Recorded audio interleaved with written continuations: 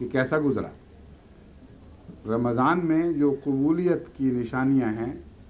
وہ کون سی ہو سکتی ہیں؟ کیا ہم میں وہ پائی جاتی ہیں؟ کیا ہم نے وہ حاصل کر لی؟ دو طرح کی قربانیاں ہیں رمضان میں، ایک بنی نوع انسان کے دکھ محسوس کرنے کی قربانی، اور ایک قرب الہی کی طرف پہلے سے زیادہ بڑھنے کی قربانی۔ گویا یہ رمضان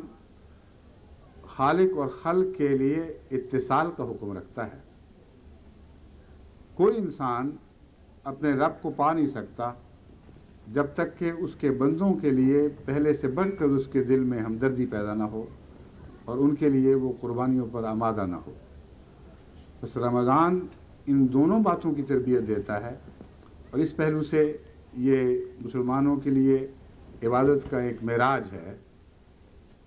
اس میں تمام تر عبادتیں اکٹھی ہو جاتی ہیں، اور اپنے اعلیٰ مقاصد کے لحاظ سے سب سے زیادہ رمضان مبارک میں انسان ان قربانیوں کو دیکھتا، پہچانتا، ان میں سے گزرتا اور ان کے اعلیٰ مقاصد کے مزے چکھتا ہے۔ اس پہلو سے ہمیں دیکھنا ہے کہ کیا ہم پہلے کی نسبت بنی نوع انسان کی ہمدردی میں کچھ آگے بڑھے ہیں کہ نہیں بڑھے؟ کیا غریبوں کے حقوق کا احساس ہمارے دل میں پہلے سے بڑھ کر پیدا ہوا ہے کہ نہیں؟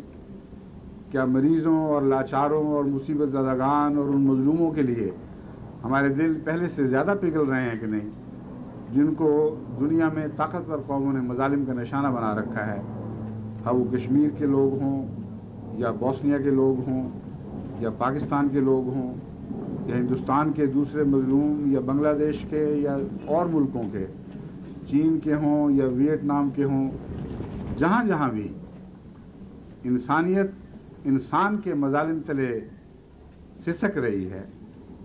ان سب کا درد پیدا کرنا رمضان کے مقاصد میں سے ایک مقصد ہے۔ ان کی تکلیف کا احساس پیدا کرنا رمضان کے مقاصد میں سے ایک مقصد ہے۔ اور عجیب بات ہے کہ اس کا دوسرا کنارہ وصل الہی کے ساتھ بندھا ہوا ہے۔ ایک طرف آپ مخلوق کی طرف حرکت کرتے ہیں اور دوسری طرف آپ خالق کی طرف حرکت کرتے ہیں،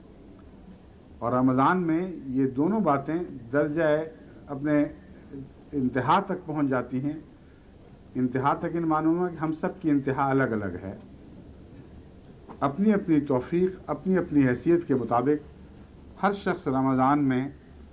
اپنی تخلیق کے منتہا تک پہنچنے کی صلاحیت رکھتا ہے اگر وہ کوشش کرے۔ بس رمضان کا مہینہ دو قسم کی برکتیں لے کر آتا ہے، مخلوق کی محبت اور اس کے لیے قربانی کی تربیت، خالق کی محبت اور اس کے لیے قربانی کی تربیت۔ تو دیکھنا یہ ہے کہ کیا ہماری یہ قربانیاں قبول ہوئیں کہ نہیں، کیا ہم آج اس عید الفطر کو جیسا کہ حق ہے منانے کا حق رکھتے ہیں کہ نہیں۔ بنی نوع انسان کی ہمدردی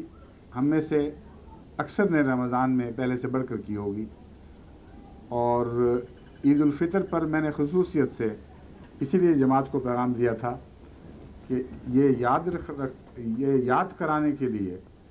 کہ رمضان میں تم نے کیا سیکھا ہے، میں تمہیں نصیحت کرتا ہوں کہ عید والے دن اپنے غریب بھائیوں کو نہ بھول جانا،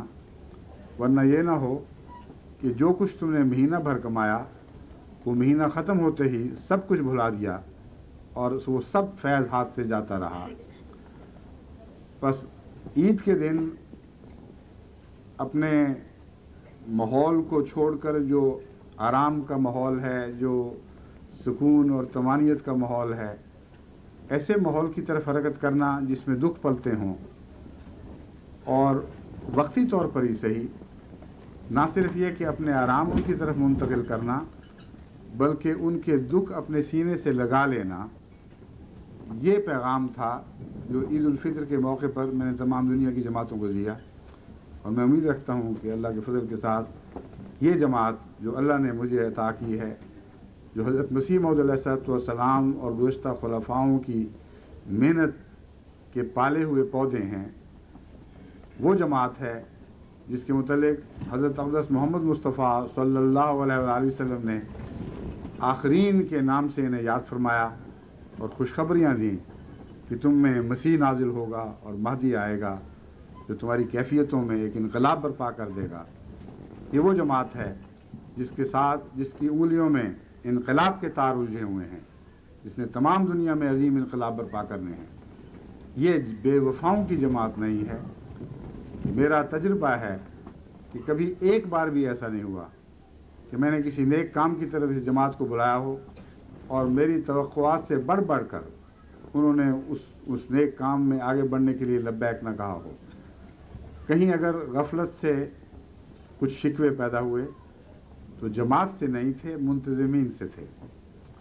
بعض دفعہ منتظمین نے پیغام کو آگے صحیح پہنچایا نہیں، اس کے نتیجے میں غفلت ہوئی ہے، لیکن جماعت کی حیثیت سے میں جانتا ہوں کہ اللہ تعالیٰ کے فضل سے یہ متقیوں کی جماعت ہے، اور ہر نیک کام پر بڑی حیرت انگیز وفا کے ساتھ اور حیرت انگیز قربانیوں کی روح کے ساتھ نیک کاموں پر لبیک کہنے والی ہے۔